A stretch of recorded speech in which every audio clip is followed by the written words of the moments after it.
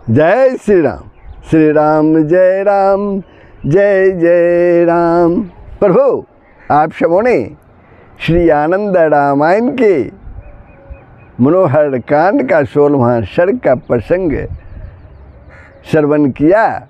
वो प्रसंग था श्री आनंद रामायण के श्रवण के बाद किए जाने वाली दान आदि कर्मों का निरूपण। गरुड़ का श्री राम जी को हनुमान आदि श्रेष्ठ वानरों के पूर्व जन्म का वृत्तांत बताना। ब्रह्मा जी का कपिगणों को वरदान,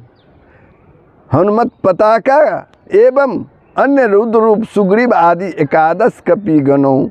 के निमित्त पताकारोहण का विधान। ये प्रसंग आप लोगों ने श्रवण किया था। अब जो है प्रभु, हम लोग श्री आनंद रामायण की मनोहर कांड के 17वां सर्ग में प्रवेश कर रहे हैं। इसमें जो प्रसंग है वह है श्री रामदास का विष्णुदास को आनंद रामायण की प्राप्ति के विषय में बताना। श्री राम जी की आज्ञा से 100 करोड़ वाली रामायण का सार भाग लेकर श्री रामदास जी का सार रामायण की रचना करना। सार रामायण के 9 कांडों के विषयों की अनुक्रमणिका, श्री राम जी द्वारा सार रामायण की महिमा का प्रतिपादन, श्री राम जी का श्री रामदास को वरदान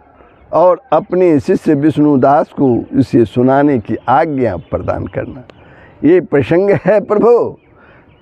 प्रसंग प्रारंभ हो उससे पहले आप लोगों से नम्र निवेदन है, यदि आपने वीडियो को सब्सक्राइब नहीं किया है तो अवश्य सब्सक्राइब कर देंगे। यदि वीडियो को सब्सक्राइब करते समय ईमेल मांगे तो उससे अच्छा है आप मेरे YouTube channel Sanatan Darshan with Dinesh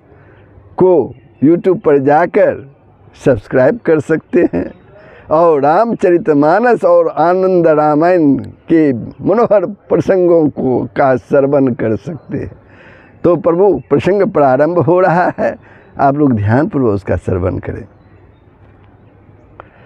Shri Ramdas ji बोले अपने शिष्य विष्णुदास जी से, तुमने जो जो भी मुझसे पूछा था अभी तक वह सब मैंने तुम्हें सुना दिया। इस अति उत्तम आनंद रामायण को भगवान श्री राम ने ही मेरे मुख से तुम्हारी प्रसन्नता के लिए आदर पूर्वक कहलवाया है। हे द्विज, चूँकि तुम्हारी श्री राम जी में अत्यंत ही भक्ति है, इसी कारण राम जी ने मेरे मुख से कहलवाया है। पूर्व समय में पूजा के समापन के समय तुम्हारी तपस्या के प्रभाव से प्रसन्न होकर भगवान श्री राम ने मुझे यह आज्ञा प्रदान की थी कि मेरे इस मंगल प्रदान करने वाले श्री आनंद रामायण का तुम विप्र विष्णुदास के प्रति उपदेश करो। हे शिष्य, तुम्हारे कल्याण के लिए ही भगवान श्री राम ने पूजा के अंत में मुझे दर्शन दिया था। श्री राम जी के स्मरण कराने पर ही मैंने 109 श्लोकों में रामायण का सार बनाया था। श्री राम जी द्वारा उपदिष्ट महान मंगल को प्रदान करने वाले 109 श्लोक वाली यह सार रामायण, जो कि मैंने पूर्व में श्री राम के मुख से सुनी थी, उसमें जो जो कथानक मैं भूल गया था वे भी वाल्मीकि जी के मुख से निर्गत रामायण द्वारा स्मरण होते गए। हे विष्णुदास, तब श्री राम जी की आज्ञा से 100 करोड़ श्लोक वाले रामायण से उसका सार भाग लेकर मैंने कहा है, जो महान मंगल प्रदान करने वाला है। विष्णुदास जी बोलते हैं, हे गुरु, आपने यह कहा कि इस आनंद रामायण को जिसने भगवान श्री राम का चरित्र ग्रंथित है, जिसमें भगवान प्रभु श्री राम का चरित्र ग्रंथित है, उसे मेरी प्रसन्नता के लिए मुझे सुनाया है। तो आप कृपा करके यह भी बतलाएं, आपने 100 करोड़ वाले रामायण से किन किन अंशों को लिया या भारत खंड से किन किन अंशों को ग्रहण किया। प्रभु, किन किन अंशों को आपने ग्रहण किया। तब श्री रामदास जी बोलते हैं अपने शिष्य विष्णुदास जी से, मैंने 100 करोड़ श्लोकों वाली मंगल कारक श्री रामायण का ज्ञान दृष्टि से भली भांति विवेचन किया है और तब फिर तुम्हें उपदेश किया है। सार रामायण का श्रवण करने से भी मैंने विशेष बातों का स्मरण किया है जिसे कि भगवान श्री राम द्वारा मुझे उपदिष्ट किया गया था। वह अत्यंत ही रमणीय और आनंद प्रदान करने वाली है। इस पर विष्णुदास जी बोलते हैं, हे गुरु, समस्त पापों को दूर करने वाले तथा 100 करोड़ श्लोक से रामचरित रामायण में कितने कांड हैं और कितने सर्ग हैं, उन्हें आप मुझे बताने की कृपा करें प्रभु। तब श्री रामदास जी बोलते हैं, हे द्विज, 100 करोड़ श्लोक वाली रामायण में 9 लाख कांड है और 90 लाख सर्ग है। विद्वानों को जानना चाहिए कि इस रामायण में 100 करोड़ श्लोक है। विष्णुदास जी बोले, हे गुरु, मैं उस शुभ सार रामायण को सुनाना चाहता हूँ जिसे भगवान श्री राम ने मुझे सुनाने के लिए आपको उपदिष्ट किया था। क्या बोलते हैं विष्णुदास? मैं उस शुभ सार रामायण को सुनना चाहता हूँ जिसे भगवान श्री राम ने मुझे सुनाने के लिए आपको उपदिष्ट किया था। 109 श्लोकों वाली वह रामायण अत्यंत मनोहर तथा पवित्र है। मुझे उससे सुनने के लिए महान कौतूहल हो रहा है। इसे आप बताने की कृपा करें प्रभु। तब श्री रामदास जी बोलते हैं, हे शिष्य, तुमने बहुत उत्तम बात पूछी है। तुम सावधान मन होकर सुनो। राघवेंद्र श्री राम जी द्वारा कहे गए सार रामायण को मैं तुम्हें सुनाता हूँ जिसे प्रसन्न मुख कमल वाले रघुश्रेष्ठ श्री राम जी ने मुझे सुनाया था। एक समय की बात है, मैंने जब पूजा पूर्ण कर ली थी तब उसमें देवी सीता एवं भाइयों के साथ श्री प्रभु श्री राम जी मेरे समक्ष प्रकट हुए और उन्होंने सार रामायण को मुझे इस प्रकार सुनाया। अब गुरु रामदास को प्रभु श्री राम जी जो सार रामायण सुनाए हैं उनके वही प्रसंग है, आप लोग ध्यानपूर्वक सुनिए। प्रभु श्री रामचंद्र जी बोले किससे? गुरु रामदास से, हे रामदास, मेरे संपूर्ण चरित्र का जो सार भाग है वह मैं तुम्हें बताता हूँ, उसे आप अपने शिष्य विष्णुदास को विस्तार से सुनाना, क्योंकि वे मेरी भक्ति में निरत रहते हैं। इसके साथ ही तुमने अपनी ज्ञान दृष्टि से जो भी कुछ सुना है अथवा भारत खंड में जो कहा गया हो उसे भी उन्हें सुनाना। तुम्हें स्मरण दिलाने के लिए रामचरित का कुछ सार भाग तुम्हें बताता हूँ। इस सार रामायण के 9 कांडों के प्रतिपाद विषयों का संक्षेप में निरूपण करता हूँ। पहला कांड सार कांड। सार कांड में निम्न विषय वर्णित है। वो क्या है? पार्वती शिव संवाद, आधे सूर्यवंशी राजाओं का वर्णन, मेरे माता पिता का हरण, रावण के द्वारा उन्हें लंका में भेजना, पिता दशरथ जी के विवाह की कथा, कैकेयी के 2 वरदानों की प्राप्ति, कैकेयी को ब्राह्मण का श्राप, वरदान देने वाले विप्र को राजा का शाप, श्रवण कुमार की हत्या, मुनिवर ऋषि श्रृंग को लाने का प्रयत्न, मुनि ऋषि भृंग के तेज के प्रभाव से अग्नि द्वारा दशरथ जी को पायस की प्राप्ति, पायस को विभक्त करना, बांटना, पायस के एक भाग को गिरिधि का पर्वत पर ले जाना, पायस के प्रभाव से तीनों रानियों को गर्भधारण, रानियों का गर्भकालीन इच्छा जागृत होना, भूमि के साथ आकर ब्रह्मा जी द्वारा मेरी प्रार्थना, मंथरा की उत्पत्ति, चैत्र मास में हनुमान तथा लक्ष्मण आदि भाइयों के साथ मेरा प्राकट्य, मेरे द्वारा की गई बाल क्रीड़ाएँ, जगोपवित्र संस्कार, गुरु वशिष्ठ के पास जाकर वेदादि शास्त्रों का अध्ययन, भाइयों के साथ तीर्थ यात्रा, मुनि विश्वामित्र से धनुर्वेद की शिक्षा प्राप्त करना, वन में तारका राक्षसी का मर्दन, रण दीक्षा का प्रारंभ, जगभूमि में सुबाहु का मर्दन, मारीच को समुद्र पार लंका में भेजना, गौतम पत्नी अहिल्या का उद्धार, स्वयंवर की कथा, मुनि पत्नी अहिल्या को शाप प्राप्ति की विस्तृत कथा, नौका द्वारा गंगा को पार करना, निषाद द्वारा मेरे चरणों का प्रक्षालन, स्वयंवर सभा के प्रांगण में जमदग्नि पुत्र मुनि परशुराम जी द्वारा लाकर रखे गए शिव धनुष का भंजन,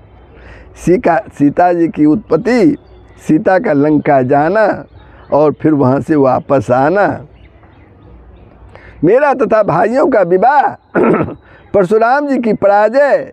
दीपावली का उत्सव, मार्ग में राजाओं के साथ घोर युद्ध, भरत का पुनर्जीवन, मुनि द्वारा कहा गया मेरा भावी वृत्तांत, वृंदा का शाप, पिता के पुण्य कर्मों का वर्णन, केकई के पूर्वजन के कर्मों का उल्लेख,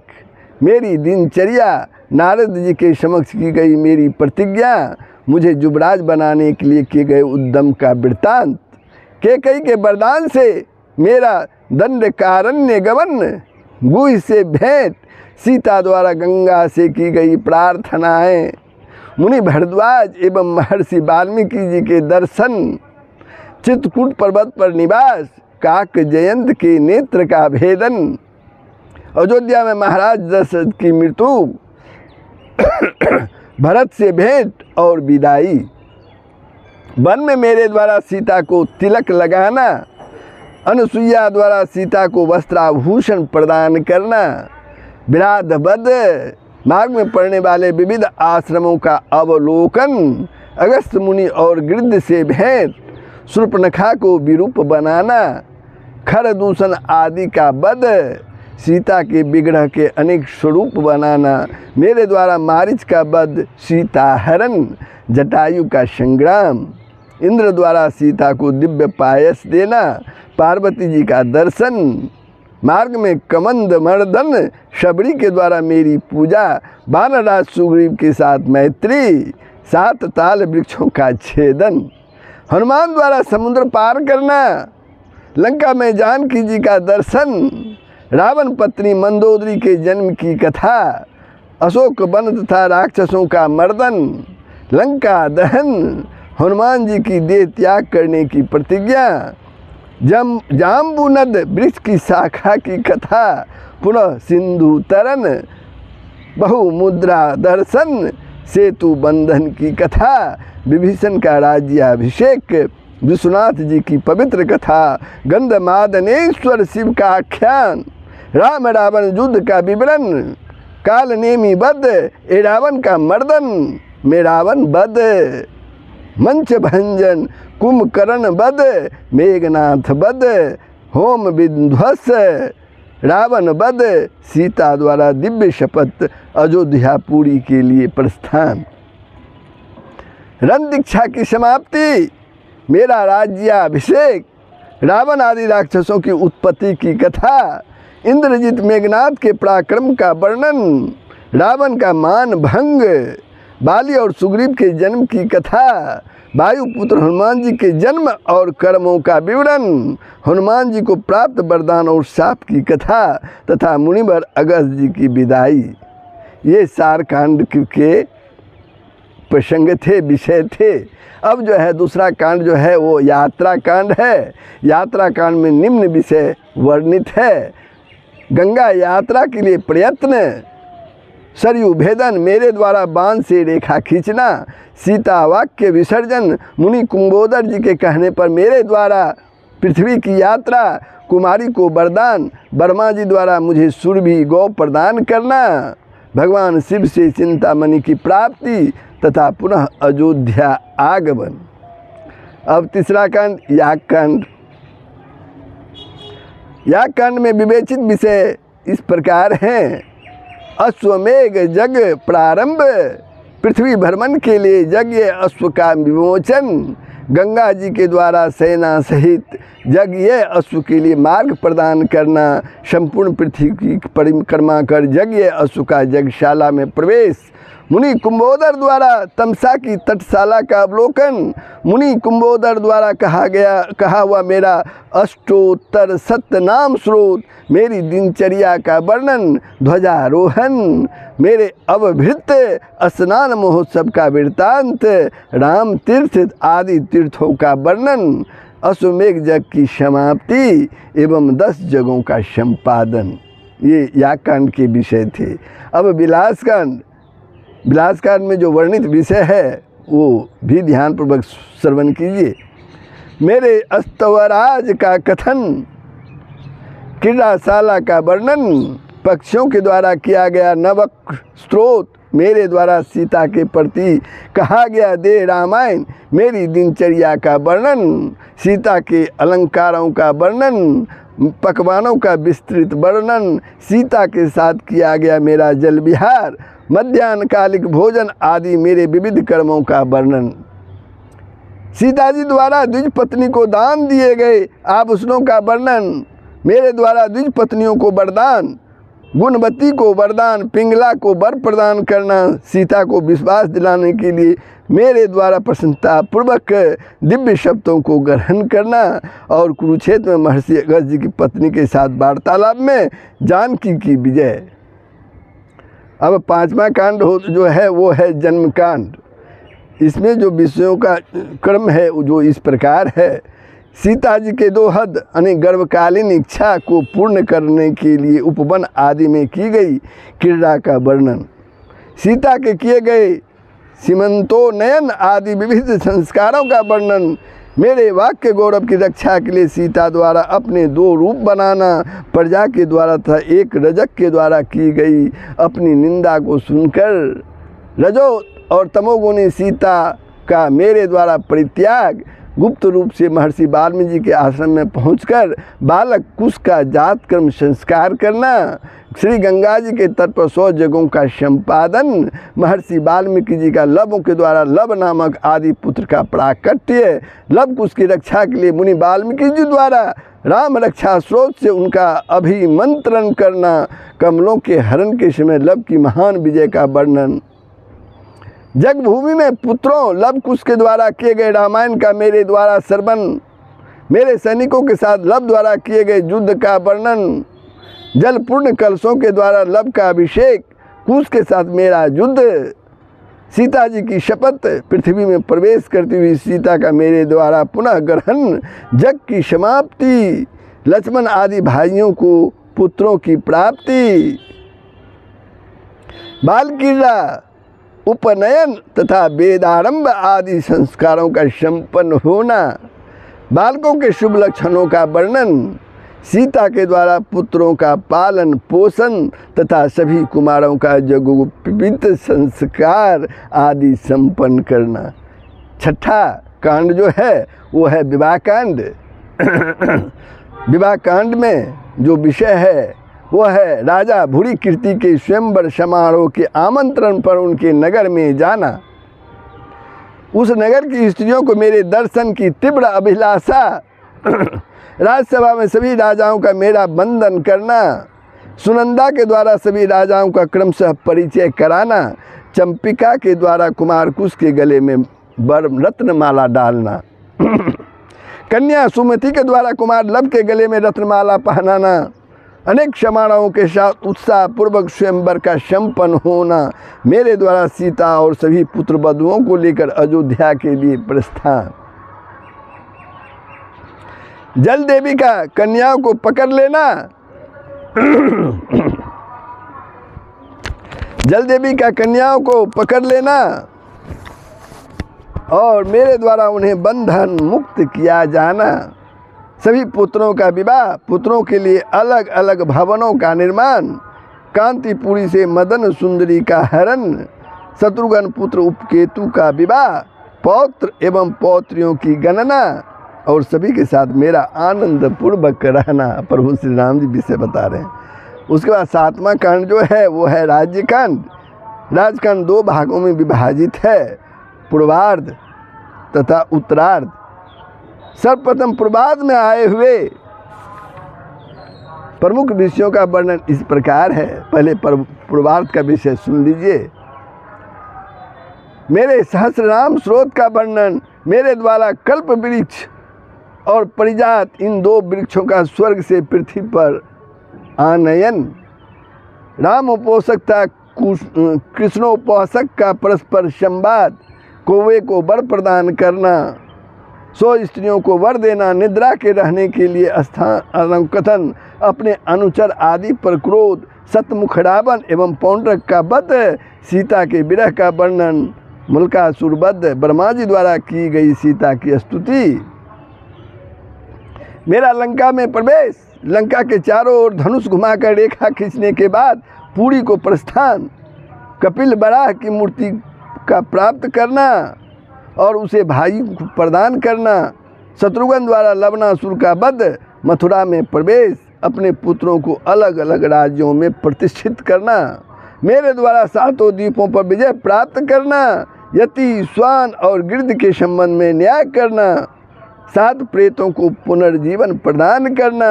द्विज पत्नियों को वर प्रदान करना, 16,000 स्त्रियों को वर देना, मृगया का वर्णन और कालिंदी का वरदान। अब उत्तरार्ध में जो विषय वस्तु है वो सुनिए। राजकांड के उत्तरार्ध में समागत प्रमुख विषय की सूची जो है वो निम्न प्रकार है, आप लोग ध्यानपूर्वक सुनिए। मेरे द्वारा अतिहास्य पर प्रतिबंध, प्रभु श्री राम द्वारा इतिहास पर प्रतिबंध, पुनः महर्षि वाल्मीकि जी के तथनानुसार प्रजाजनों को मर्यादित हास्य की आज्ञा प्रदान करना, अश्विनी कुमारों और गणों के मध्य परस्पर साप प्रदान करना, ब्रह्मा जी द्वारा मेरे अवतारों का अलग अलग वर्णन, वाल्मीकि जी के वरदान के प्रभाव से मेरे 3 जन्म होना,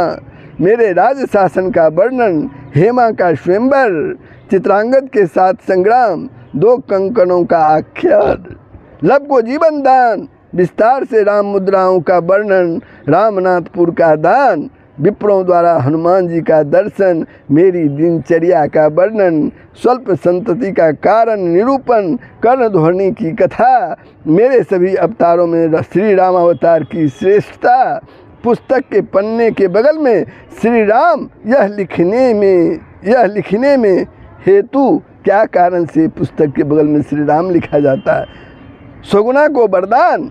मेरे द्वारा 2 रूपों का धारण किया जाना, तुलसी पत्र की संधि, आनंद रामायण के श्रवण का फल, सुमंत्र को जीवन दान, यमराज के साथ संग्राम और 7 द्वीपों में मेरे द्वारा धर्म शिक्षा का उपदेश दिया जाना।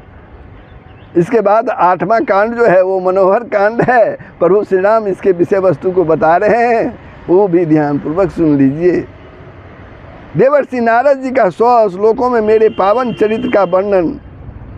करना, पूर्ववासियों के प्रति उपदेश, दूसरों के मुख से माताओं को उपदेश प्रदान करना, मन पूजा का वर्णन, बहि पूजा का वर्णन, मेरे नर रूप का वर्णन, रामलिंग तो भद्र के विविध भेदों का निरूपण, मानस नवमी का विस्तार, स्त्री राज के प्रादुर्भाव का आख्यान, मेरे राम नाम लेखन के उद्यापन की विधि, विविध दानों का स्वरूप विवेचन, चिरंजीवित्व का विस्तार, वेद आदि शास्त्रों के श्रवण का फल, 2.5 मास के व्रत का वर्णन, तिथि का विस्तार, गौरी व्रत का विस्तार, दोलारोहण एवं दोलक में की जाने वाली मेरी पूजा की विधि, नवमी को मूर्तिदान की विधि, मदनोत्सव का उल्लास, काम्य देवताओं का वर्णन, रकार आदि अक्षरों की महिमा, मेरे नाम राम की महिमा, चैत्र मास व्रत का विस्तार, राक्षस आदि गतियों का वर्णन, अद्वैत मार्ग का निरूपण, स्त्रियों को वरदान की प्राप्ति, मेरी मुद्रा से समन्वित वस्त्र की महिमा, मेरे कवच तथा हनुमान जी का कवच, सीता एवं लक्ष्मण आदि भाइयों के कवचों का अलग अलग वर्णन, शीतला गौरी स्नान व्रत का महात्म, शीतला गौरी व्रत के उद्यापन की विधि, राम नाम तो भद्र का स्वरूप एवं उसकी महिमा, मेरे नाम संकीर्तन के विविध मंत्रों का मंत्रोद्वार पूर्वक वर्णन, हनुमान जी को प्रसन्न करने वाले हनुमत पताका रोपण, व्रत का विधान, तुम्हारे प्रति मेरे द्वारा उपदिष्ट यह 4 रामायण तथा हनुमान जी के द्वारा अर्जुन के सर सेतु का खंडन। अब जो 9वां कांड जो है वो है पूर्ण कांड और अंतिम कांड है। उसके जो विषय वस्तु है उसको भी सुन लीजिए प्रभु। महर्षि वाल्मीकि जी द्वारा सोमवंशी राजाओं का वर्णन, लव कुश दोनों पुत्रों के राज्याभिषेक का वर्णन, हस्तिनापुर के लिए प्रस्थान, दोनों पुत्रों को साथ लेकर मेरा महान संग्राम और युद्ध में मेरी विजय, वर्मा जी के द्वारा मेरी महर्षि वाल्मीकि की और कुश की स्तुति, शत्रुओं को स्त्रियों के द्वारा प्रार्थना करने पर सीता के पुत्रों को युद्ध से निवारित करना, वर्मा जी के कथनानुसार मेरी वैकुंठ यात्रा की तैयारी, सोमवंशियों को हस्तिनापुर राज्य का समर्पण,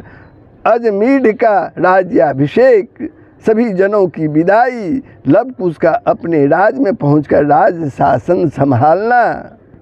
कुश की पत्नी कुमुदवती से वीर संतानों की उत्पत्ति, मेरे द्वारा लक्ष्मण वानरों तथा अयोध्यावासियों को वरदान देना, मेरे द्वारा अपनी देह का त्याग, वानरों का अपना पूर्व रूप देवताओं का स्वरूप धारण करना, देवी सीता का महालक्ष्मी के रूप में होना, लक्ष्मण का शेषनाग के रूप में हो जाना, भरत जी का शंख के रूप में होना, शत्रुघ्न का सुदर्शन रूप धारण करना, स्वयं मेरे द्वारा विष्णु स्वरूप में होना, उर्मिला आदि सभी स्त्रियों का साकेत धाम के लिए प्रस्थान, देव पत्नियों द्वारा उन सभी की आरती उतारना, उन सभी को सांतानिक लोक की प्राप्ति, भगवान शिव द्वारा मेरी स्तुति, मेरे द्वारा वाहन गरुड़ पर आरूढ़ होना, मेरे ऊपर पुष्पों की वृष्टि तथा मेरा वैकुंठ गमन, वैकुंठ लोक में सीता रूपा महालक्ष्मी के साथ विराजमान होना, सभी देवताओं की विदाई, सूर्य वंश का वर्णन, आनंद रामायण की कांड संख्या, सर्ग संख्या, श्लोक संख्या और आनंद रामायण के पाठ एवं श्रवण आदि की फलश्रुति एवं महात्म्य, श्री आनंद रामायण के पाठ आदि की उद्यापन विधि, श्री आनंद रामायण ग्रंथ के दान की अनुष्ठान विधि,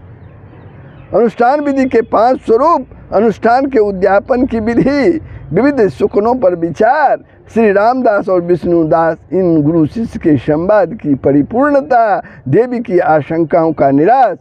इसके पाठ की कलाएं, आनंद रामायण की महिमा, एक श्लोकी आनंद रामायण का स्वरूप एवं महात्म्य, मेरे ध्यान का स्वरूप भगवान शिव और देवी पार्वती के संवाद की पूर्णता, ये पुण्य कांड में है। उसके बाद भगवान श्री राम बोले, किससे? गुरु रामदास जी से, इस प्रकार मैंने आपके समक्ष सार रामायण का वर्णन किया, आपको मेरे चरित्र का स्मरण होता रहे, इस आशय से मैंने संक्षेप में यह सब बतलाया, आपको इसे गोपनीय रखना चाहिए। यह सार रामायण महान पुण्य को प्रदान करने वाली कही गई है, यह सार रामायण महान पुण्य को प्रदान करने वाली कही गई है। 100 करोड़ श्लोकों वाली रामायण ग्रंथ से मैंने सार लेकर इसको कहा है। इस संसार में महर्षि वाल्मीकि जी को छोड़कर इसका पूर्ण वर्णन करने में कौन समर्थ हो सकता है? वे महर्षि वाल्मीकि जी धन्य हैं जिन्होंने मेरे चरित्र का वर्णन किया है। जो मनुष्य इस सार रामायण का पाठ करते हैं, हे द्विज, उन भक्तों को मैं बड़ी ही प्रसन्नता से भोग तथा मोक्ष दोनों ही प्रदान करता हूँ। यदि श्रेष्ठ जनों को संपूर्ण रामायण पाठ करने अथवा श्रवण करने का अवकाश ना मिले तो ऐसी स्थिति में उन्हें चाहिए कि वे सार रामायण का पाठ करें। इसमें वर्णित चरित्रों एवं कर्मों के अतिरिक्त भी जो मैंने पूर्व में कर्म किए हैं वे सभी मेरी कृपा से आपके मुख से निश्चय ही निर्गत होंगे। आपको मेरा संपूर्ण चरित्र प्रत्यक्ष की भांति दृष्टि गोचर होगा। अब इस समय आप अत्यंत प्रसन्नता के साथ अपने शिष्य विष्णुदास को इस रामायण का उपदेश करें। प्रभु श्री राम रामदास जी से कहते हैं। तब रामदास जी बोले, हे शिष्य विष्णुदास, श्री रामचंद्र जी ने जो सार रामायण मुझे बताई थी उस मनोरम रामायण को मैंने तुम्हें सुना दिया है। यह रामायण अत्यंत आनंददायी, पवित्र और महान पातकों को विनष्ट करने वाली है। भोग तथा मोक्ष प्रदान करने वाली इस रामायण का मानवों को सदा पाठ करना चाहिए, मनुष्यों को सदा ही पाठ करना चाहिए। मनुष्यों को संपूर्ण आनंद रामायण के श्रवण से जो फल प्राप्त होता है वह फल इस रामायण के पाठ मात्र से ही प्राप्त हो जाता है। यह मेरा सत्य वचन है। यह रामायण सभी को सब प्रकार की शांति प्रदान करने वाली है, पुत्र पौत्र को दिलाने वाली है, स्त्री को प्राप्त कराने वाली है और मनुष्यों को महान सुख प्रदान करने वाली है। हे शिष्य, यद्यपि इस पृथ्वी पर सैकड़ों रामायणें विद्यमान हैं, किंतु इस रामायण के समान कोई रामायण न तो भूतकाल में हुई है और न ही आगे भविष्य में कोई होगी। तो प्रभु इस प्रकार प्रभु श्री रामदास जी को चार रामायण के विभिन्न कांडों का विषय वस्तु श्री रामचंद्र जी ने गुरु रामदास जी को बताए और फिर यही कर्म में गुरु रामदास जी ने अपने शिष्य विष्णुदास जी को प्रभु की आज्ञा से उन्हें बताए। तो ये प्रसंग कैसा लगा कमेंट के माध्यम से बताएंगे, शेयर करेंगे, लाइक करेंगे और वीडियो को अगर सब्सक्राइब नहीं किया है तो अवश्य ही कर देंगे। जय श्री राम। सबका कल्याण होगा, पूरे विश्व का कल्याण होगा, यही सनातन धर्म का मूल मंत्र है। जय श्री राम।